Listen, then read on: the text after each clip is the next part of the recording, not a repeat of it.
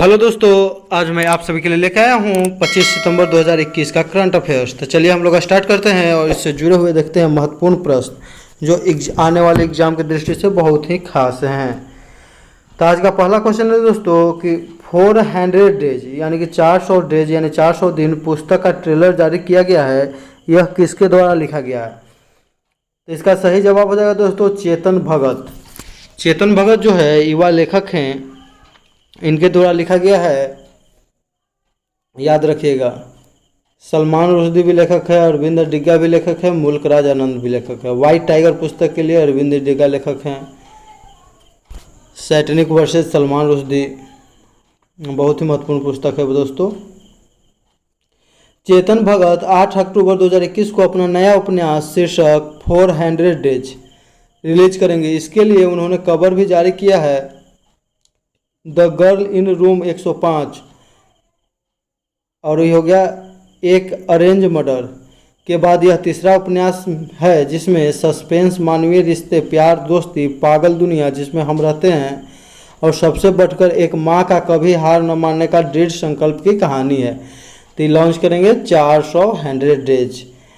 5 point someone उन्हीं के द्वारा लिखा गया पुस्तक है। My three mistake 5 point someone पर ही 3 इडियट्स फिल्म है। माई थ्री मिस्टेक पर ही कौन फिल्म है? तो काइपोचे, जिसमें सुशांत सिंह राजपूत का प्रथम फिल्म था। Half Girlfriend, One Indian Girl, Revolution 2020, Two States भी उन्हीं के पुस्तक है जिस पर फिल्म बनाया गया है। नेक्स्ट क्वेश्चन है दोस्तों कि ग्लोबल गोलकीपर अवार्ड 2021 से किसे सम्मानित किया गया? तो यह अवार्ड जो है बिलिंडा एवं मेलिंडा गेट्स के द्वारा दिया जाता है। तो ये दिया गया किसके? फुमजिले मलाम्बो एंगकुका। याद रखिएगा, फुमजिले मलाम्बो एंगकुका को दिया गया है। याद रखिएगा दोस्तों। तो 2021 का प्रगति पुरस्कार जो दिया गया है कोलंबिया के जेनिफर कोल्पस को, उनके नाम के लिए जो स्वच्छ पानी और स्वच्छ सुधार के आसपास केंद्रित है। यानी कि 2021 का प्रगति पुरस्कार किसके? तो कोलंबिया के जेनिफर कोल्पस। 2021 अभियान का पुरस्कार जो है, अभियान पुरस्कार दिया गया है लाइबेरिया की सट्टा शेरिफ को, जो काम करती हैं लैंगिक समानता को बढ़ावा देने के लिए। याद रखिएगा। आगे है दोस्तों क्वेश्चन कि बांग्लादेशी फैरोज फैजा बिथर को 2021 का गेम चेंजर पुरस्कार दिया गया है।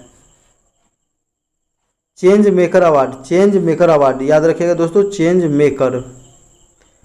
मेकर अवार्ड किसे दिया? बांग्लादेश के फैरोज फैजा को।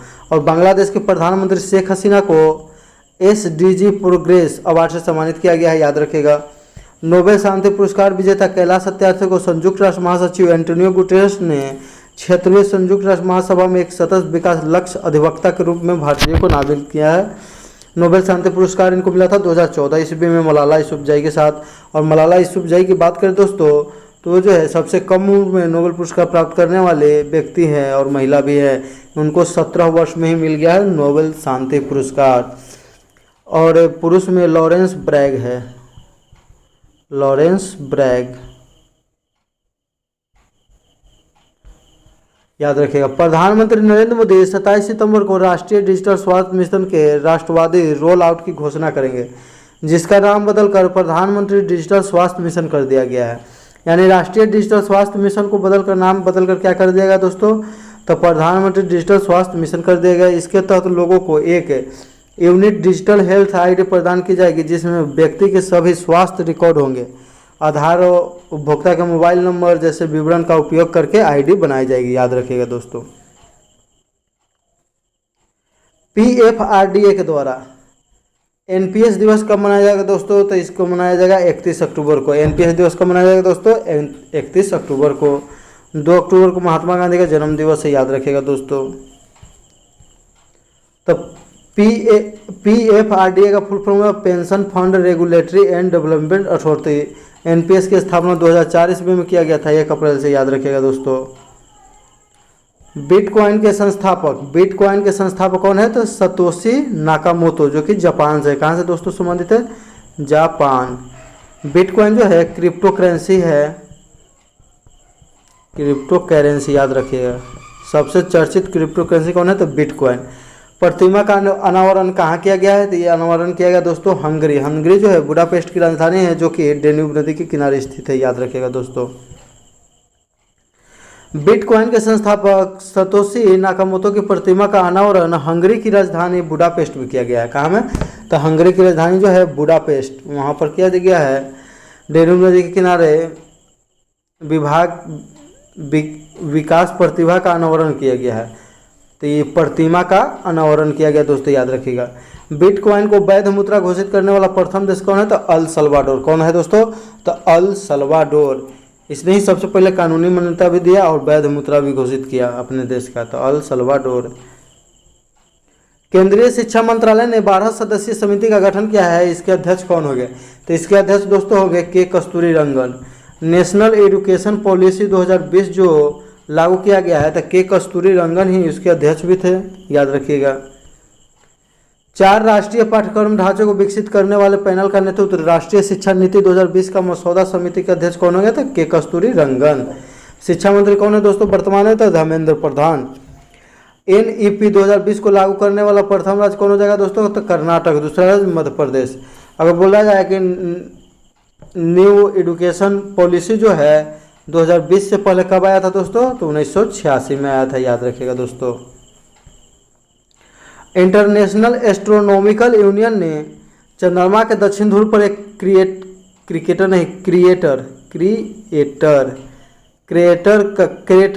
क्रिएटर का नाम किनके नाम पर रखा है?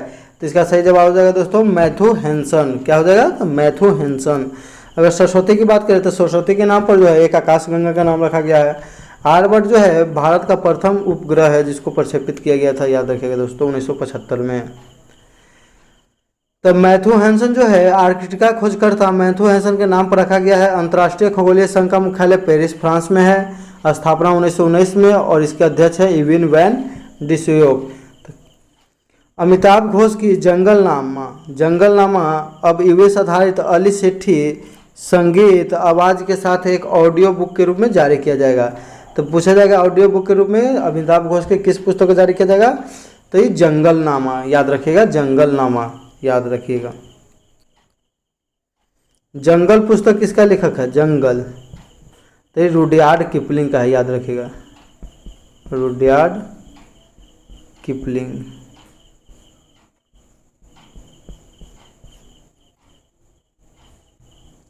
पुरुषों के हॉकी जूनियर विश्व कप की मेजबानी कौन करेगा? तो इसका सही जवाब हो जाएगा दोस्तों उड़ीसा। उड़ीसा का जो है कलिंगा स्टेडियम में किया जाएगा,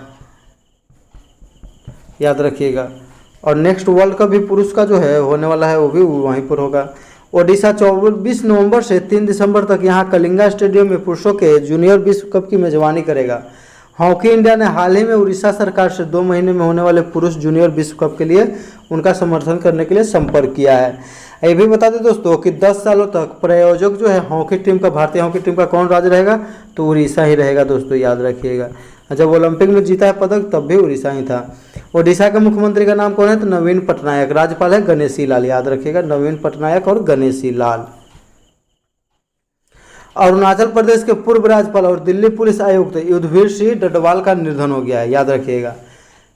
पूछेगा कि युद्धवीर सिंह डडवाल का निधन हो गया, उनका संबंध किस क्षेत्र से? तो अरुणाचल प्रदेश के पूर्व राज्यपाल और दिल्ली पुलिस आयुक्त थे। कुछ महत्वपूर्ण प्रश्न दोस्तों जो देख लेते हैं जो कि परीक्षाओं में आने वाला का बहुत चांस है आने का।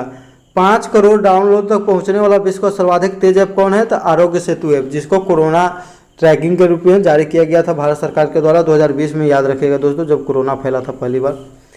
कोरोना से जंग के लिए भारत की कोशिशों के प्रति सम्मान दर्शाने के लिए किस देश ने अपने सबसे ऊंचे पर्वत माउंट मैटरहॉर्न पर रोशनी से तिरंगा बनाया था? तो स्विट्जरलैंड, याद रखिएगा। ये भी दोस्तों क्वेश्चन पूछ सकता है। गूगल ने नेत्रहीनों के लिए टॉक बैक नाम से कीबोर्ड जारी किया है, यानी कि जो नेत्रहीन रहेंगे तो टॉक ही ना करेंगे, टॉक यानी कि बात करेंगे, तो यानी कि वो ऐसा कीबोर्ड बनाया है टॉक बैक।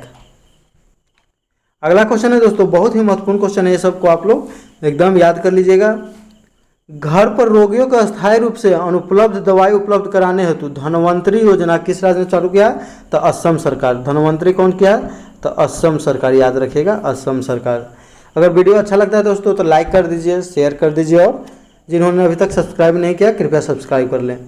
दुनिया का सबसे ज़्यादा देखा जाने वाला कार्यक्रम का विश्व रिकॉर्ड रामायण धारावाहिक ने बनाया था, ये भी कोरोना के टाइम ही। जर्मनी ने आतंकी संगठन हिजबुल्लाह पर प्रतिबंध लगाया, किस देश का है? तो लेबनान का, याद रखिएगा। हिजबुल्लाह लेबनान, याद रखिएगा, हिजबुल्लाह लेबनान का है। रूस द्वारा द्वितीय विश्व युद्ध स्मारक पदक से उत्तर कोरिया के तानाशाह किम जोंग उन को सम्मानित किया है, याद रखिएगा। रूस के द्वारा द्वितीय विश्व युद्ध स्मारक पदक से किसे सम्मानित किया? तो किम जोंग उन, जो कि उत्तर कोरिया के तानाशाह हैं। किस गैस के रिसाव के कारण विशाखापट्टनम स्थित pharma company LG polymers industries plant में बड़ा हादसा हुआ, जिसमें करीब 20 लोगों की जान चली गई थी? तो स्टायरीन गैस, याद रखिएगा दोस्तों, स्टायरीन गैस। इसका जो है 2020 में कोरोना के समय ही ये लीक हुआ था। 1984 में दोस्तों भोपाल गैस त्रासदी हुआ था, याद रखिएगा, भोपाल गैस त्रासदी। उसमें मिथाइल आइसोसाइनेट का रिसाव हुआ था, मिथाइल आइसोसाइनेट यानी methyl isocyanate. Union carbide company था उसी में। कोरोना वायरस लॉकडाउन के कारण विदेशों में फंसे भारतीयों को स्वदेश लाने के लिए, यानी कोरोना वायरस के कारण लॉकडाउन हर एक देश में हो गया था, उसके कारण विदेश में फंसे भारतीयों को लाने के लिए भारत सरकार ने किस नाम से एक निकासी अभियान प्रारंभ किया? तो वंदे भारत मिशन, याद रखिएगा, वंदे भारत मिशन। तो ये हो गया भारतीय वायुसेना द्वारा चलाया गया था भारत सरकार द्वारा, जबकि भारतीय नौसेना ने मालदीव में फंसे भारतीयों को वापस लाने के लिए ऑपरेशन, कौन सा ऑपरेशन चलाया था? तो ऑपरेशन समुद्र सेतु, याद रखिएगा, समुद्र सेतु। तो नौसेना द्वारा चलाया गया, तो समुद्र में ही चलाया जाएगा, समुद्र सेतु मालदीव। मालदीव जो है भारत के समुद्री तट पर स्थित है, समुद्री तट से लगा हुआ है मालदीव। कल का उत्तर था दोस्तों, जिसमें पूछा गया था कि किस गोल्फर प्लेयर को दुबई गोल्डन वीजा प्राप्त हाल ही में हुआ है भारतीय को? तो जीव मिल्खा, जो कि मिल्खा सिंह के पुत्र हैं। मिल्खा सिंह जो थे, जिसे उड़न सिंह कहा जाता था, उनके पुत्र है जीव मिल्खा, तो उन्हीं को प्राप्त हुआ है। सही उत्तर देने वाले लोग हैं दीपक, करुणा कुमारी, अमन कुमार, सलोनी कुमारी, KIT2007, कृष्णा कुमार, श्वेता वर्मा, धनंजय कुमार, हर्षराज, खुशबू कुमारी, रुपेश यादव, सुनीता देवी, रोहित राज इत्यादि। इन सभी को मेरे तरफ से ढेरों सारी शुभकामनाएं और बधाई। आज का क्वेश्चन रहेगा दोस्तों, जिसका आप लोग याद कमेंट करके जवाब दीजिएगा कि US ओपन पुरुष एकल का खिताब किसने जीता? US ओपन महिला एकल का खिताब हाल ही में पूछे थे दोस्तों, उसमें थी एमा रादुकानो, याद रखिएगा। बहुत ही VVI क्वेश्चन है, जो कि ब्रिटेन की थी, 18 वर्ष में जीती थी, 18वें वर्ष में। यह हराई थी कनाडा की फर्नांडिस की। कनाडा की एक खिलाड़ी है फर्नांडिस, उसको हराकर जीती थी। जबकि पुरुष एकल का खिताब नोवाक जोकोविच फाइनल में हार गए, तो उनको हराकर कौन जीता है? इसका आप लोग कमेंट करके जवाब दीजिएगा। इसी के साथ हम अपना वीडियो समाप्त करते हैं। वीडियो को लाइक कर दीजिए, शेयर कर दीजिए, सब्सक्राइब कर दीजिए। जय हिंद, जय भारत, वंदे मातरम दोस्तों।